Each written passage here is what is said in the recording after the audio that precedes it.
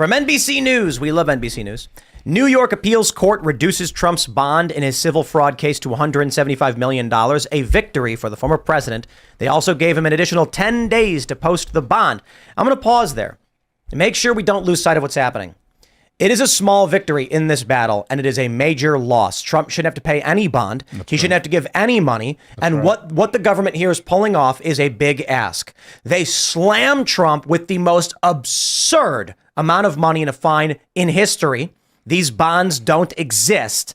Then when everyone's shocked, they go, okay, fine. How about 175 million? And now we're supposed to go, oh, okay, great. Yes, you get him. Trump's winning. No, it should be $0. The charges are ridiculous. It was a summary judgment. The New York Times lied about this in their story about the bond. They wrote, in a months-long trial, the judge said this or that. No. See, they're conflating what was actually going on. The judge ruled summarily that Trump committed fraud. And then, verdict first, evidence never. Yep. And then they did a different hearing on whether they said that it was fraud. Trump did commit fraud, but did he alter documents? Now we'll have a trial to make that determination and how much money he has to pay. So in that trial, by giving the summary judgment, Trump was not allowed to say he did not commit fraud, and his lenders were not allowed to say that Trump did not commit fraud.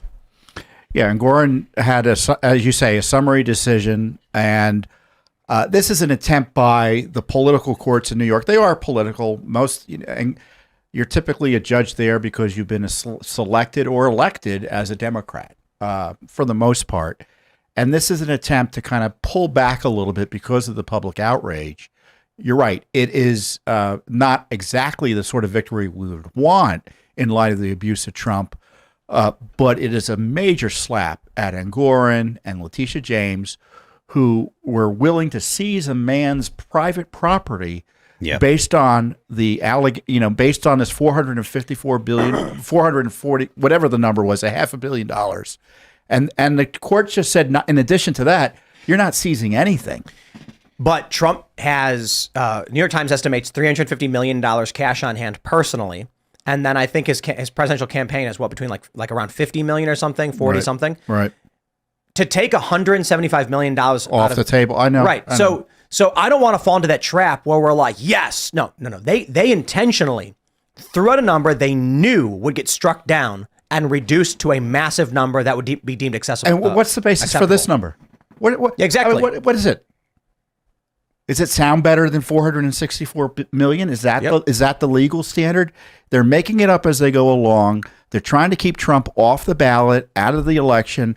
And this isn't even about clean elections. The left has now decided they don't want elections. Yep. And when you try to jail your number one candidate or remove his name from the ballot, that's something Putin would recognize, the dictator in China would recognize, and it's going on up in New York City. Now there's going to be the Bragg trial, the crazy trial over the Stormy Daniels stuff. That's going to be 3 weeks. Yeah. God, that's actually going to. Well, Laticia James' office, after this victory, so to speak, came out. Her office released a statement saying, well, Trump is still being held accountable for their crimes. She's not even that upset about it, which should tell you that this is really not a victory for Trump. And the process is the punishment too. Yeah. The only way this is a victory is if there was some kind of slapdown of Laticia James so badly, and possibly charges against her for fraudulently prosecuting. Mm-hmm. I think that's the only way where you could be like, that's a victory, because if there isn't consequences for this kind of corruption, then it's only saying, hey, the corruption is actually acceptable. Yeah. The level of corruption, maybe we went a little bit overboard, but it's still fine that we have a summary judgment and we tried to take the property of an American citizen who has clearly not been found guilty through any conventional means. But what's the likelihood that Laticia James would ever face even an ethics inquiry in New York? Why are no conservatives, no Republicans doing anything comparable? There should be, certainly the Bidens could be subject to state criminal investigations under the new rules. And what really frustrates me is the Republican-controlled House had a chance to give a haircut to people like Letitia James or Bragg, defund the Smith investigation, target funding for Fulton County, and say if you're violating the civil rights of Donald Trump and other Americans for political purposes and for election interference, you're not going to do it with any federal money directly or indirectly, and we're going to curtail that. They didn't care.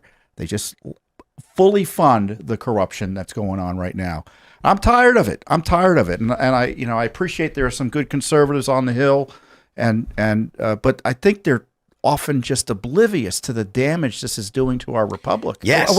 I think we need state level Republicans in governor's office, AGs, attorneys general, or prosecutors to just go after Biden or any of these other individuals in a comparable way.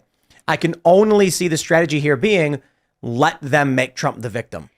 And the Republicans don't want to come off as like what the Democrats are and give a tit for tat. The next honest president should direct the Justice Department to criminally investigate this whole group of prosecutors for abusing their power to violate the civil rights and interfere with our elections under the color of law. Yes. Yeah, agreed. That is, like I said, that's the only way to get the message to other prosecutors that are politically motivated that this isn't going to be tolerated. We have to have a government that doesn't tolerate this kind of stuff. Now, whether or not this is actually going to happen, I don't believe that it's going to happen. But if we want to see a return to normalcy in the United States, the way that you hear people talk about all the time, well, the very first thing is the justice system has to work properly. That means when you commit a crime, you get prosecuted. If you've committed a violent crime, they take you off the streets. If you've committed no crime, then you don't get prosecuted. That's the normal. That's what we should. That is not too much to expect from a justice department or from a justice system. And if you don't get that from your justice system, then you need to revamp it. But all ours needs is to get the ideologues out of positions of authority, take away their power to prosecute people for political reasons, and take away their ability to create conditions in which they can fabricate charges to put people under, and until that happens, we're not going to trust our justice system, and a low trust society is a bad society. Yeah, it's really bad. I mean, I think you're right. The next honest president should act. On the other hand, in between then, how much damage is done by people not doing anything to sort of slow this process down. Letitia James definitely is the lead on this, but there are a lot of AGs who are ideologically driven. She just happens to control sort of the most influential left-leaning state in this sense. Well, I think we've got a rising communist revolution going on in the United States. The Democrats were talking about communists? No, but they are certainly taking their approach where the rule of law doesn't apply to my political opponents. We can casually try to jail them without consequence. They're communists. The point being, if it walks like a duck, right.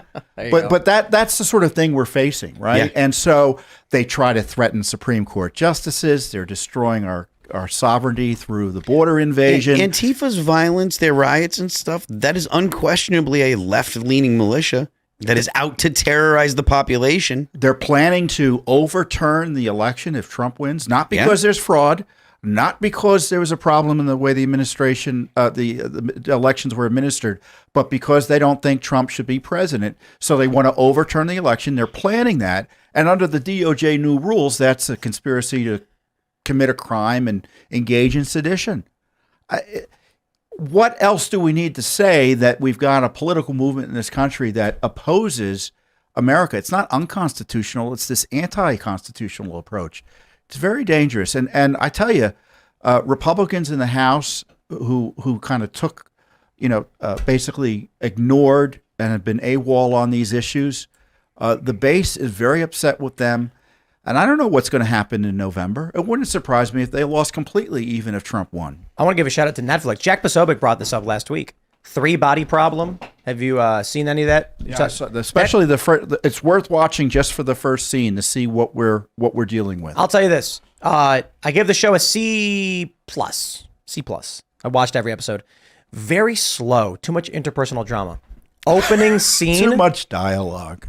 Well, there's not enough story. I know. I'm just joking. Like, you know, I don't want to spoil any of the show, but I'll give you a general example when it's like there's a secret agent and he's been captured by the villain and you're like, oh man, what's going to happen next? And then it cuts to a guy and a woman being like, how was your day? I don't know. I stubbed my toe. And I'm like, oh, next. But the opening scene. Well, you're not spoiling it. Give it a, talk about what the scene is. Yeah, the opening scene is the Chinese Culture Revolution, where they've got a physics professor in a dunce cap and they're beating him, telling him to reject science as they all scream and wave the red books. And you got to see it. You got to see it. The wife comes out and she's like, thank you, youth. Through the revolution, I've realized that science is all wrong. And they're cheering for her. Wow. For context, for people that haven't seen it, they are literally questioning him for teaching Einstein's theory of relativity. And I've said this before on the podcast, and this drives it home. The communists have a total different understanding and worldview. And this isn't just like the way that they look at things that you're used to seeing every day. It is a basic fundamental difference. They don't believe that you can be in contact with with reality the same way that we can. They believe that if you speak certain words, it's like they believe magic. They believe that words have power to the point where they can speak things into existence, which is represented by the demand that you call a trans woman a woman, because to them the words have power. They don't believe in overarching narratives because they want to be able to select a narrative that gives them a position of power in whatever context it is. So science and things that are fundamental and unchanging, things like the speed of light and the relativity, the ideas in relativity and stuff, those kind of things are rejected by a Western construct. Yeah, right? Exactly. Right. They're Western constructs. That's why Lysenkoism was a thing. And we mock it, right? Too often we mock it. They don't see it as funny. No. It's perfectly consistent within their worldview. And that's why they're immune to our mocking and criticism largely. I'm not to say we don't mock it and criticize it, but they're not flummoxed by it at all. I'm going to give a minor spoiler alert warning. In the next 30 seconds, there will be a minor spoiler for the show Three Body Problem, because I want to make a point about the writing, which is really, really good. So I'm going to say it more time. There's a viral clip going around. It's all over X because, this is Netflix. Right. That's showing, it's like their hot new show. Right when you log into Netflix, there's this big banner. It's like Three Body Problem, which is a reference to like three gravitational bodies and being able to not being able to track them. It's a math problem, I guess. So right when you start the show, I'm like getting ready for bed last week after Jack Posobiec mentioned it. And he mentioned that they depicted the Culture Revolution. They actually did it, which is crazy for a company to do. And so I'm getting ready for bed. And normally it's like, turn the light off, turn the TV on, watch for like half an hour or whatever, go to the bathroom. I just stood there right in the middle of my room staring at the TV. And my girlfriend's like, what are you doing? And I was like, watch. It was like instantly I was just like, wow, it's terrifying. Crazy. Now I'll give you a quick spoiler for those that don't want to hear it. It's not a spoiler of the whole show, general premise point, because if you read a synopsis of the show, this is probably spoiled for you already anyway. So it's a woman who watches the very opening scene. They kill her father for being a physicist. They beat him to death because he refuses to accept the revolution. Right. She becomes a political dissident.